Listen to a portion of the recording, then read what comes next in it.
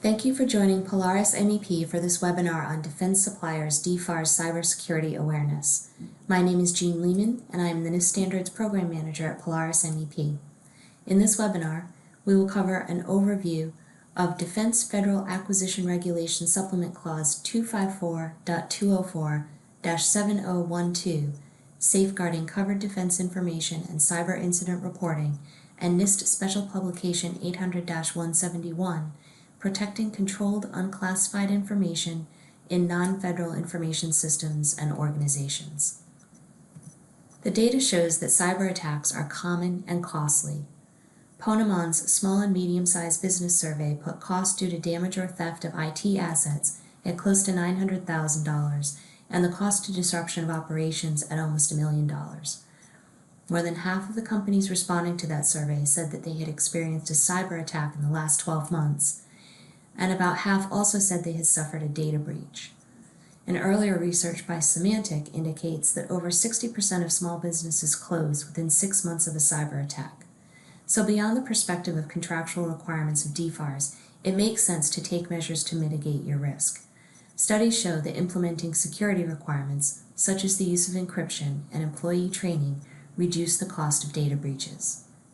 While the term cybersecurity is used frequently on this topic, what we are talking about in a broader sense is information security and risk management.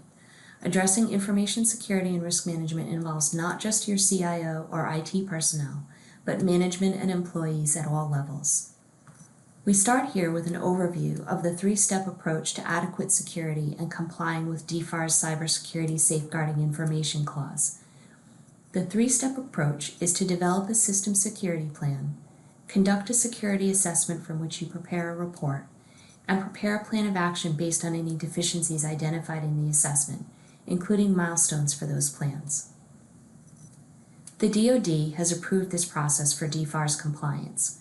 What this means is that even if you have unimplemented security requirements, you can achieve compliance with the DFARS clause. Further, there is currently no DoD deadline for the timing of milestones or deadlines included in your plan of action. Although there is no predetermined audit process at this time, the DoD may audit as warranted. Some outputs may be reviewed by DoD's CIO. Your contracting officer, or prime, may also request to see your system security plan and plan of action and milestones. By signing a contract, the contractor indicates that the DFARS cybersecurity requirements have been met. Now, before we dive a little further into the DFARS clause, let's talk about the type of information that this clause is intended to protect. This is unclassified rather than classified information.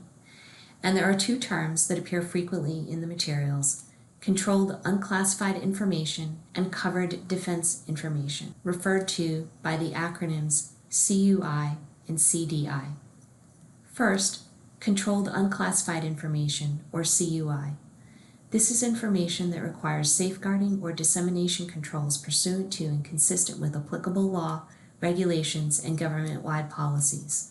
This information supports federal missions and business functions that affect the economic and national security interests of the United States. Categories, descriptions, and markings for CUI can be found at archives.gov/CUI. Next, covered defense information, or CDI. This is a subset of CUI, and it represents information provided to or developed by the contractor in support of the performance of the contract. It has a broad definition and can be technical, administrative, or operational in nature. One example is controlled technical information, information with military or space application that is subject to controls on its access, use, reproduction, etc.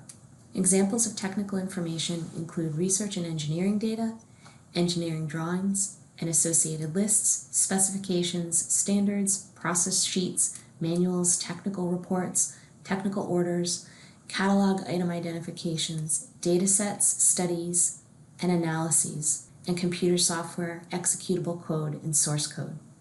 Commercial off-the-shelf items, or COTS, are not CUI, but if they are modified for the contract, they may become so. Additionally, even if the contractor handles no CUI, if the contractor performs requirements designated as operationally critical support, they are also subject to the clause. So how do you know if what has been provided to you is CDI? The DoD and contracting officer are responsible for identifying CDI at the top of the supply chain. Within the supply chain, the contractor is supposed to determine if the information required for subcontractor performance retains its identity as covered defense information and will require protection under this clause, and mark or otherwise identify the CDI that is provided. So as a subcontractor, if you are not clear on whether the information that you have been provided is CDI or whether what you have developed is CDI, then you need to discuss with your customer or contractor or with the contracting officer if you're working directly with the DoD. Based on the feedback that we've heard recently, there is still some confusion in the supply chain as to what constitutes CDI. Similarly, the contract is also supposed to include notification of when the contractor will provide operationally critical support. Accepting a DoD, prime, or subcontract means accepting responsibility for protecting this information, which brings us to the DFARS clause on safeguarding covered defense information and cyber incident reporting. The contractor requirements under this clause are to provide adequate security for covered information systems and the CDI on those systems, to report cyber incidents and provide malware and other related information, and to flow down this clause in applicable subcontracts. With regard to adequate security, there are also specific reporting requirements if you have not yet implemented all of the security controls or if you have designed alternate controls. There is a rapid reporting requirement for cyber incidents within 72 hours of discovery. To report as required by the clause, you need a DoD-approved Medium Assurance Certificate. Our current understanding is that it takes about 2 weeks to obtain one, so if you have not already done so, you'll need to obtain one to have on file in the event of an incident. This certificate is used to report incidents at the DIBnet portal address on the screen. That site also has resources, such as threat information sharing available exclusively to those who sign up at the site. A cyber incident affects a covered contractor information system, the CDI on those systems, or the contractor's ability to perform requirements designated as operationally critical support. As a DoD contractor, you report cyber incidents in accordance with the DFARS clause. More information on reporting cyber incidents can be found at the DIBnet site. With regard to the flowdown requirements, you must notify those in your supply chain of the compliance requirements and ensure that they are in compliance. A subcontractor can refuse to accept the CUI and the responsibility for protecting it. Adequate security means protective measures that are commensurate with the consequences and the probability of loss, misuse, or unauthorized access to or modification of information. The clause specifies that the contractor shall implement NIST SP 800-171 or alternate but equally effective security measures, which must be accepted by an authorized representative of the DoD CIO.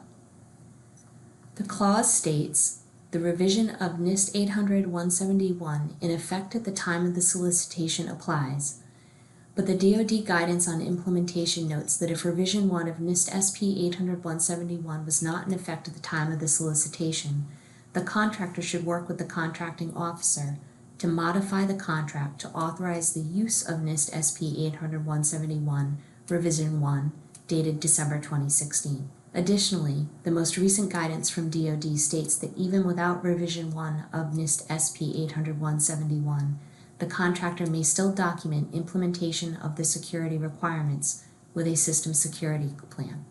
The contractor is required to notify the DoD CIO within 30 days of contract award of any requirements not implemented at the time of the award.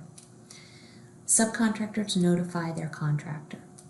A subcontractor may want to consider including the explanation, assuming they have a plan of action, that they have a plan of action and milestones to implement the specific requirement numbers. The alternate but equally effective portion of the clause offers flexibility in arriving at adequate security. It has been noted that 800-171 was not developed with a manufacturing environment in mind. So, for example, a manufacturing system running an older software version, such as Windows 97, that has never been updated but is completely isolated from the network, that would be specified in the system security plan, and you would identify how it is protected in other ways, such as physical access controls to the space in which it resides. DoD broke the alternate but equally effective measures process down as follows at an Industry Information Day in June of 2017. The contractor submits for consideration the explanations of why a security requirement is not applicable or how the alternative method achieves equivalent protection. Next, the DoD CIO representatives review the request to determine if the requirement is either not applicable or the proposed alternative is acceptable. The DoD's assessment is documented and returned to the contracting officer. If this is approved, it should be included in your system security plan. In addition to implementing 800-171 or alternate but equally effective measures, the clause also provides that any other measures necessary for adequate security be undertaken. These would also be documented in the system security plan. So circumstances that may not be addressed via 800-171 are addressed by this section of the clause. Now for an overview of NIST 800-171. There are 14 security families with a total of 110 security requirements. Brief examples of elements of some of the security families. Access control includes things like physical access to a building or area and access to a system or information. Awareness and training includes things like training staff in their security-related duties and responsibilities and making all managers and users aware of the security risks associated with their activities. Auditing and accountability includes things like records of who has access to system and being able to uniquely trace the actions of users.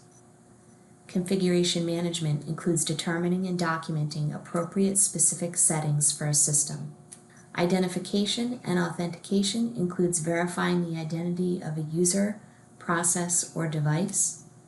Incident response includes standard operating procedures that can be followed in the event of an incident. Maintenance. Perform periodic and timely maintenance on a company system. For example, software patches. And for a real-life example, you could consider Equifax. The breach at Equifax was due to the failure to properly update software. Media protection. This includes restricting mobile devices capable of storing and carrying information into or out of restricted areas, such as USB devices, thumb drives. Physical protection involves the protection of systems, buildings, and related supporting infrastructure. Personnel security involves minimizing the risk that staff, permanent, temporary, contractors, whichever, pose to company assets, such as procedures at termination or background checks for new hires. Risk assessment. Identify and prioritize and periodically assess risks to operations and assets. Your security assessment is the testing and evaluation of the management, operational, and technical security requirements. System and communications protection is the confidentiality of information at rest and in transit. And this can mean both physical, paper information as well as your electronic information. System and information integrity, guarding against improper information modification or destruction.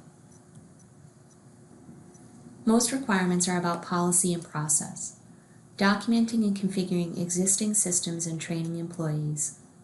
Some changes may be necessary to hardware or software, but all of this will vary by company.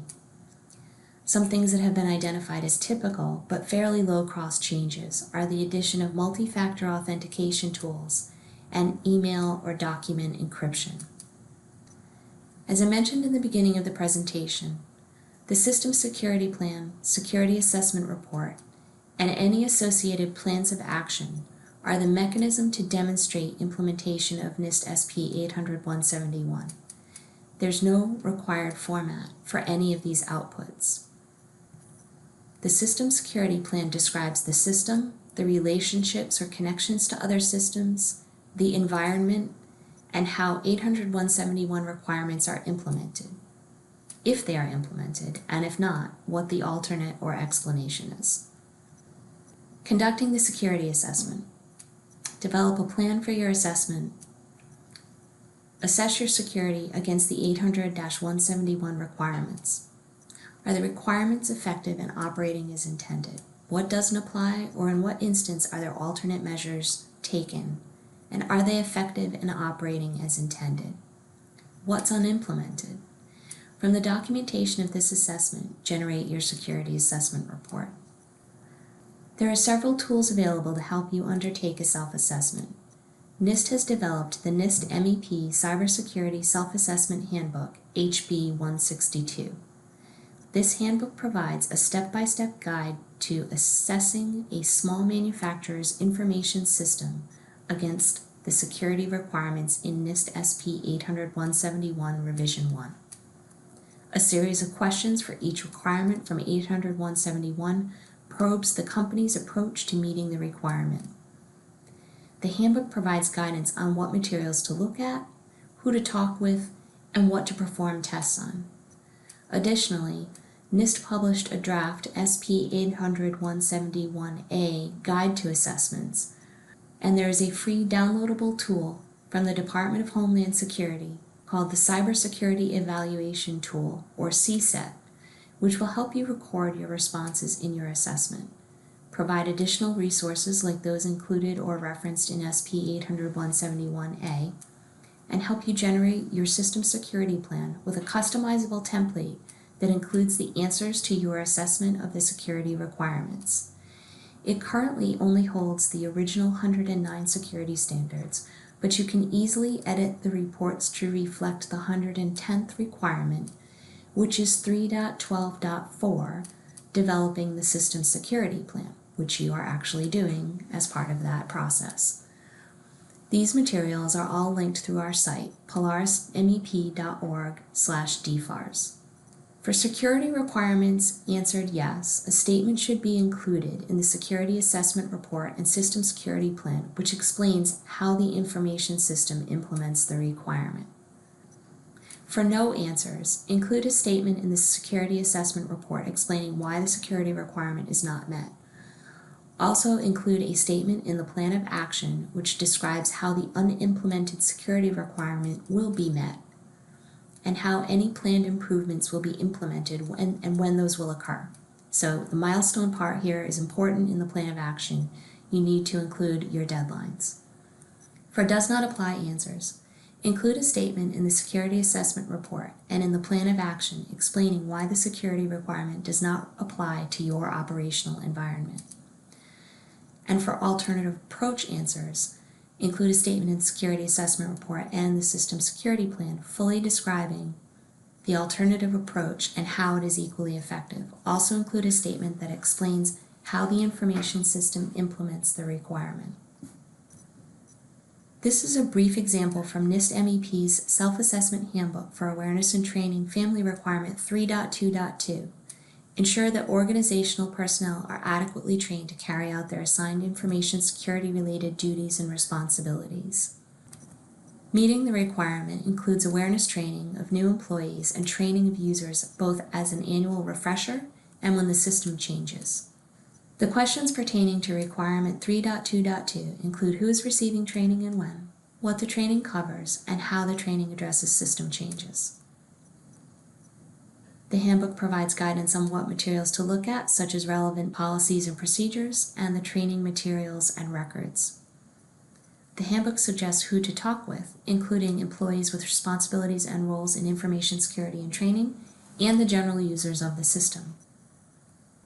The handbook indicates that tests should be performed on any automated tools for managing training. So if you have a software program that manages that training for you, you'll want to test to make sure that that's working properly and that it's logging the employees actually going through those tests. As you're completing the assessment for all 110 security requirements, you'll be identifying what needs to be included in the Plan of Action. Which brings us to Step 3, produce a Plan of Action. Step 3 describes any unimplemented security requirements, how they will be met, and the milestones for these plans. There is no DoD deadline yet for the meeting of Plan of Action items, but deadlines do need to be included in your Plan of Action. There are a variety of NIST guidance publications at crsc.nist.gov to provide assistance, including those noted here, as well as others, such as 800-101 Revision 1, Guidelines on Mobile Device Forensics, 800-82 Industrial Control Systems Guidance, 800-193 Platform Firmware Resiliency Guidance, and others. Additional resources can be found at the DHS site, the DoD Procurement Toolbox, and the DoD Office of Small Business Programs. Several prime contractors also have resources on their websites.